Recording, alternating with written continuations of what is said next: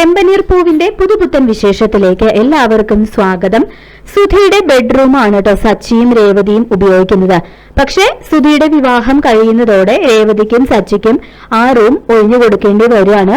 അങ്ങനെ നല്ലൊരു റൂം പോലും ഇല്ലാതെ ഹാളിൽ കിടക്കേണ്ടി വരികയാണ് കേട്ടോ അവർക്ക്.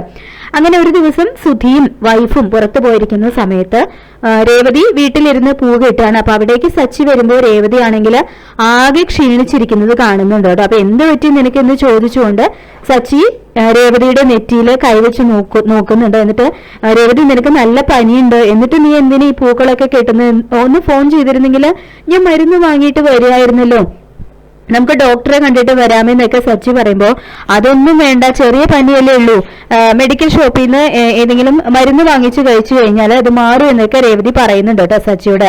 എന്നാൽ ഞാൻ വേഗം പോയി മരുന്ന് വാങ്ങിയിട്ട് വരാം, നീ പോയി റെസ്റ്റ് എടുക്കുക എന്നൊക്കെ പറഞ്ഞുകൊണ്ട് സച്ചി രേവതിയെ കൈ പിടിച്ച് മുറിയിലേക്ക് കൊണ്ടുവരുമ്പോ അതൊന്നും വേണ്ട, ആ മുറിയിൽ അമ്മയുണ്ടെന്ന് പറയുന്നുണ്ട് കേട്ടോ രേവതി. അപ്പോ സച്ചി പറയുന്നുണ്ട്, ഈ മുറി വെറുതെ കിടക്കല്ലേ, സുധിയും ഭാര്യയും ഇതുവരെ വന്നിട്ടില്ലല്ലോ, ഈ മുറിയിൽ ചെന്ന് നീ റെസ്റ്റ് എടുക്കുമെന്ന് പറഞ്ഞുകൊണ്ട് സച്ചി രേവതിയെ മുറിയിൽ കൊണ്ടുപോയി കിടത്തുന്നുണ്ട്.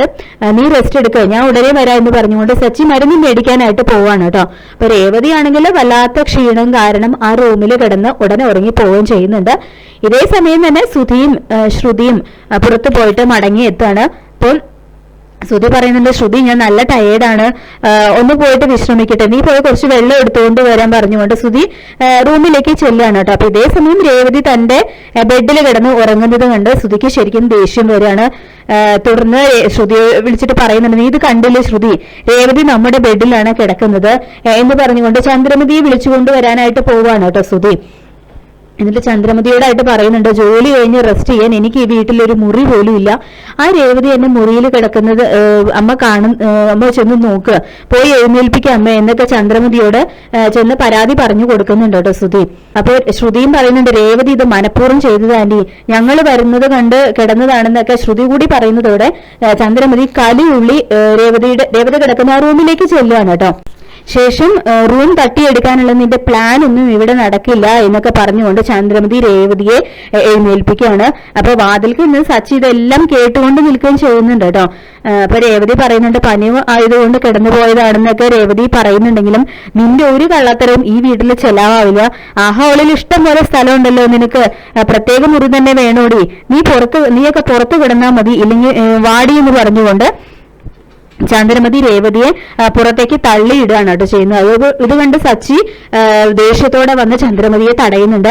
അപ്പൊ ചന്ദ്രമതി ആണെങ്കിൽ ആകെ പേടിച്ച് വിറയ്ക്കുന്നുണ്ട് കേട്ടോ. എന്നിട്ട് രേവതിയുടെ കൈ വിടുകയും ചെയ്യുന്നുണ്ട്. എന്നിട്ട് സച്ചി പറയുന്നുണ്ട്, എന്താ നിങ്ങൾ പറയുന്നത് നിർത്തിയത്, അമ്മ പറഞ്ഞത് കേട്ടില്ലേ, ഇതെന്താ ഇവിടെ VIP കൾക്ക് മാത്രമേ റൂമിൽ താമസിക്കാൻ പറ്റൂ, സുധിയും ഭാര്യയും വേണമെങ്കിൽ പുറത്തു പോയിട്ട് റെസ്റ്റ് എടുക്കട്ടെ, എന്റെ ഭാര്യ രേവതി പണിയെടുത്ത് ആകെ ക്ഷീണിച്ച് വയ്യാതിരിക്കുന്നവളാണ്, അവളെ ആ മുറിയിൽ കൊണ്ടു കിടത്തിയത് ഞാനാണ് എന്ന് ചന്ദ്രമതിക്ക് കണക്കിന് തന്നെ കൊടുക്കുന്നുണ്ട് കേട്ടോ സച്ചി.